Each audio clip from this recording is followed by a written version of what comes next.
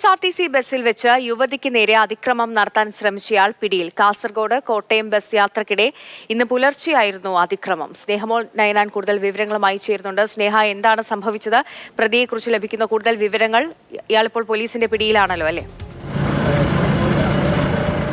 സന്ധ്യ, ഇന്ന് പുലർച്ചെയായിരുന്നു കാസർഗോഡ് കോട്ടയത്ത് നിന്നും കാസർഗോഡ് മുതൽ കോട്ടയം വരെ സഞ്ചരിക്കുന്ന KSRTC മിന്നൽ ബസ്സിൽ യുവതിക്ക് നേരെ അതിക്രമം നടത്താൻ ഒരാൾ ശ്രമിച്ചത്. യുവതിയും യുവതിയുടെ അമ്മയും ഒപ്പം ഉണ്ടായിരുന്നു. പിന്നിൽ നിന്നും ഇയാൾ 2 തവണ അതിക്രമത്തിന് ശ്രമിച്ചു. 2 തവണയും താക്കീത് നൽകി.